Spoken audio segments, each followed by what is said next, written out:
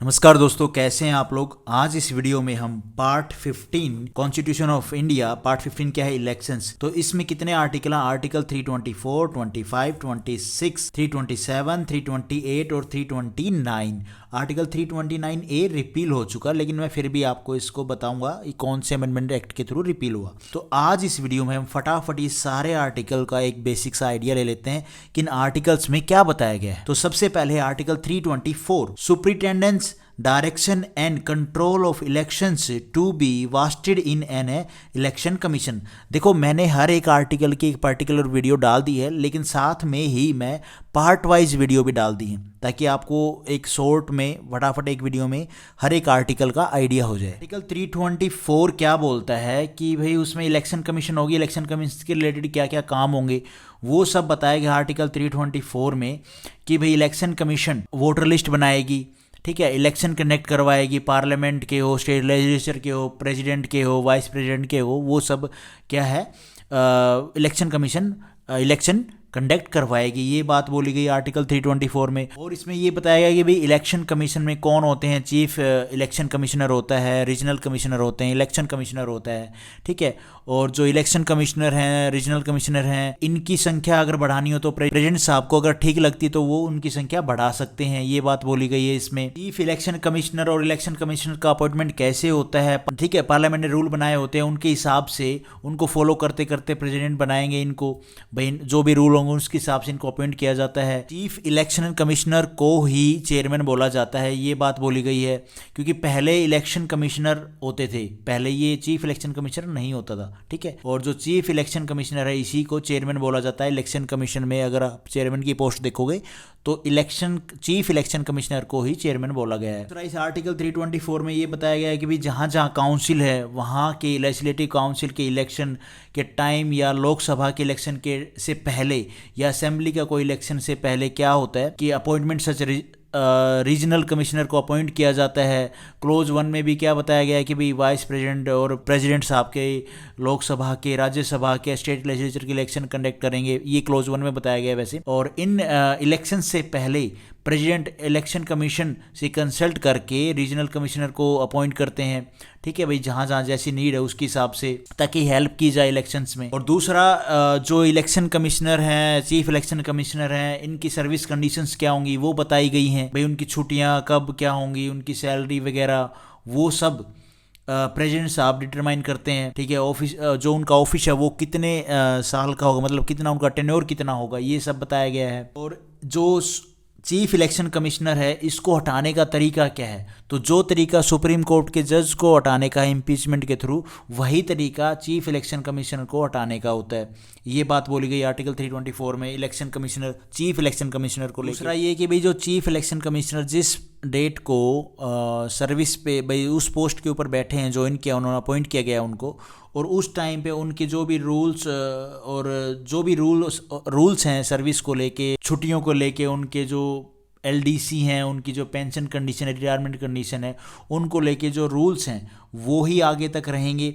अगर in future मतलब कुछ टाइम जॉब सर्विस करने के बाद, जॉब देने के बाद अपनी कुछ नए रूल्स आते हैं, जो नए अपॉइंटमेंट होंगे उनके लिए आएंगे। अगर उन रूल्स में जो पहले लगे हुए चीफ इलेक्शन कमिश्नर उनके लिए फ़ायदेमंद है तो ठीक है, अगर नुकसानदायी है वो जो रूल्स हैं तो वो उनके ऊपर लागू नहीं होंगे, ये बताया गया है। तो इलेक्शन कमिश्नर होते हैं, चीफ इलेक्शन कमिश्नर की बात नहीं कर रहा हूँ, इलेक्शन कमिश्नर हो गए, रीजनल कमिश्नर हो गए, इनको किसके द्वारा हटाया जाता है, इनको सुप्रीम कोर्ट जज वाला प्रोसीजर के बिना ही इनको चीफ इलेक्शन कमिश्नर है वो प्रेसिडेंट साहब के रिकमेंडेशन से इनको निकाल सकते हैं, इनको हटा सकते हैं। आर्टिकल 324 में ये बताया गया है कि भाई इलेक्शन कंडक्ट करवाते टाइम बहुत सारे स्टाफ की नीड पड़ती है, तो स्टेट लेजिस्लेचर को बोला जाता है, स्टेट लेजिस्लेचर के इलेक्शन होते हैं तब क्या है, काफ़ी सारे इलेक्शन कंडक्ट करवाने के लिए जो टेम्परेरी स्टाफ होते हैं उनकी नीड पड़ती है।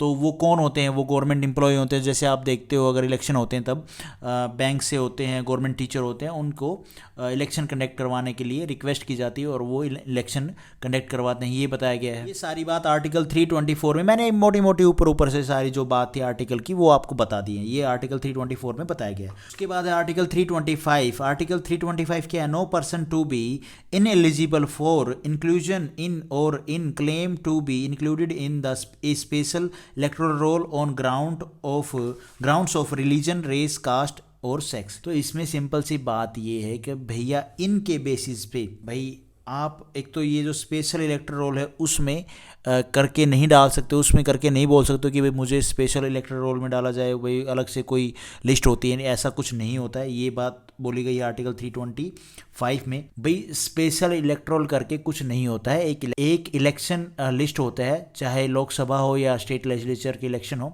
जिसमें वोटर लिस्ट, जिसको हम वोटर लिस्ट बोलते हैं, ठीक है, वो होता है। तो ऐसा नहीं है कि भाई कास्ट या धर्म को लेके कि भाई मैं स्पेशल हूँ, मेरे को स्पेशल जो इलेक्टोरल रोल है उसमें डाला जाए, वो एक मेरी लिस्ट होगी, वो तैयार की जाएगी, ऐसा कुछ नहीं होता। सबके लिए बराबर होता है। जो सिटीजन ऑफ इंडियन सिटीजनशिप है जिसके पास और 18 साल से ऊपर है वो सब एक ही वोटर लिस्ट में होंगे, चाहे वो अमीर हो, गरीब हो, बड़ी जात का हो, छोटी जात का हो, जो भी हो, सेक्स से हो, ठीक है, रेस से हो, तो वो सब उनके लिए, सब के लिए ही एक वोटर लिस्ट होती है वोट डालने के टाइम पे। ये बात बोली गई है आर्टिकल 325 में। उसके बाद है article 326, elections to the house of the people and to the legislative assemblies of a state to be on the basis of adult suffrage. Article 326 में ये बताया गया है कि 18 साल से ऊपर हो, सिटीजनशिप हो इंडिया की, ठीक है, तो उसके केस में चाहे फिर वो इलेक्शन उस टाइम पे इलेक्शन भाई लोकसभा के इलेक्शन में पार्टिसिपेट भाई वोट कर रहा हो या स्टेट लेजिस्लेचर के इलेक्शन में हो उस टाइम पे वोट कर रहा हो, तो उस केस में अगर उसके पास ये दोनों कंडीशन फुलफिल हैं, 18 साल वाली और सिटीजनशिप वाली, इंडियन सिटीजनशिप वाली, तो वो किसी भी हिसाब से डिसक्वालिफिकेशन नहीं होती है उसके वोट की, ठीक है, वो अगर दोनों ये कंडीशन फुलफिल हैं तो। और दूसरा भाई चाहे एनआरआई हो, भाई सिटीजनशिप उनके पास इंडिया की हो लेकिन वो बाहर जॉब कर रहे हो दूसरी कंट्री में, तो भी उनका वोटर लिस्ट में नाम आएगा। ये बात बोली गई आर्टिकल 326 में। और दूसरा इसी आर्टिकल में ये बोला गया है भी कोई इंसान भाई उसके ऊपर केस हो गया है, जेल में है, क्रिमिनल है, पागल हो गया है, ठीक है, ऐसा है तो वोटर बनने का डिसक्वालिफिकेशन नहीं है उसका कि भाई वो वोटर नहीं डाल सकता, वोटर नहीं बन सकता। तो इन चीज़ को लेके भी उसको उसके वोट को डिसक्वालीफाई नहीं किया जा सकता।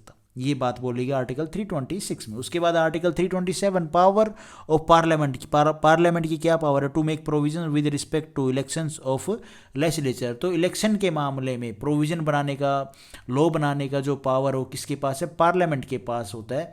ये बात बोली गई है आर्टिकल 327 में। चाहे वो भाई लेजिस्लेचर में जाने, काउंसिल के हो या असेंबली को या लोकसभा में जाने के लिए, प्रोविजन बनाने के लिए, ठीक है, लॉ बनाने का पावर किसके पास होगा, पार्लियामेंट के पास होगा। ये बात बोली गई आर्टिकल 327 में। और आर्टिकल 328 में क्या बोली गई है, power of the legislature of a state to make provision with respect to election to such legislature. भाई कोई ऐसा मैटर है जिसके ऊपर सेंटर ने मतलब पार्लियामेंट्री लॉ नहीं बनाया है, तो उस मैटर के ऊपर स्टेट लेजिस्लेचर लॉ बना सकती है। ये बात बोली गई आर्टिकल 328। बात इसमें भी बोली गई आर्टिकल 328 में कि यहाँ पे तो बात होगी पार्लियामेंट के पास पावर है दोनों केस में, स्टेट लेजिस्लेचर के केस में और जो लोकसभा उसके केस में इलेक्शंस को लेके लॉ बनाने की, प्रोविजन बनाने की, ठीक है। यहाँ पे क्या बोल रहा है आर्टिकल 328 में, क्या स्टेट के पास भी पावर है, हाँ स्टेट के पास भी पावर है। अगर यहाँ पे क्या बोला गया है, अगर पार्लियामेंट ने ऐसा कोई प्रोविजन नहीं बनाया है इलेक्शंस के मामले में, स्टेट लेजिस्लेचर के मामले में, स्टेट के केस में, तब उसी मैटर पे लॉ बनाने का पावर होते हैं स्टेट लेजिस्लेचर के पास। ये बात बोल रहा है आर्टिकल हमारा 328। उसके बाद है article 329, bar to interference by court in electoral matters. ये बोल रहा है कि भाई कोर्ट जाने का राइट नहीं होता इलेक्शंस के मामले में। इसमें दो क्लोज हैं। पहले क्लोज में ये बताया गया है कि भैया किसी कॉन्स्टिट्यूंसी का एरिया, उसको लेके कोई डिस्प्यूट है कि भाई इतना एरिया क्यों होना चाहिए, या फिर उसमें कॉन्स्टिट्यूंसी में जो डिसाइड हुई है, जो बॉर्डर है, उसमें जो सीट्स हैं, सीट अलॉटमेंट हुई हैं, उनको लेके कोई डिस्प्यूट है, भाई एससी की सीट ये हैं, शेड्यूल कास्ट की, शेड्यूल ट्राइब्स की इतनी सीट क्यों है, जनरल की इतनी कम क्यों है, ज़्यादा क्यों है, ओबीसी की का ये करना चाहिए, का ये होगा, ठीक है। ऐसे करके जो भी कोई डिस्प्यूट होते हैं वो उसके केस में आप कोर्ट नहीं जा सकते हो। और दूसरा इसमें ये बताया गया, मेंबर ऑफ पार्लियामेंट कोई जीते कोई हारते हैं, और जो हारते हैं वो कोर्ट नहीं जाएंगे, कोर्ट नहीं पहुंच सकते, चाहे वो एमएलए हो चाहे वो एमपी हो, ठीक है। पिटीशन दे सकते हैं अब इलेक्शन पिटीशन दे सकते हैं किसको, ऐसी कोई अथॉरिटी जो पार्लियामेंट के द्वारा सेट की गई हो, पार्लियामेंट के द्वारा बनाई गई हो इन्हीं मैटर्स को सोल्व करने के लिए, तो उसके वहाँ पे वो जा सकते हैं अपने डिस्प्यूट लेके। यह बात बोली गई आर्टिकल 329 में। और आर्टिकल 329A क्या है, इसको रिपील कर दिया गया था कब, 44th अमेंडमेंट एक्ट 1978 में इसको रिपील कर दिया गया था। इसमें क्या था, special provision as the elections to parliament in the case of prime minister sahab और स्पीकर के केस में जो भी स्पेशल प्रोविजन थे, तो इस आर्टिकल को क्या कर दिया गया, रिपील कर दिया गया 44th अमेंडमेंट एक्ट 1978। होप आपको इस पार्ट 15 इलेक्शंस के जितने भी आर्टिकल हैं उनका एक बेसिक सा आइडिया हो गया होगा। Thank you for watching this video. Video आपको ठीक लगी तो लाइक करना, चैनल पे नए हो तो गाइज सब्सक्राइब करना।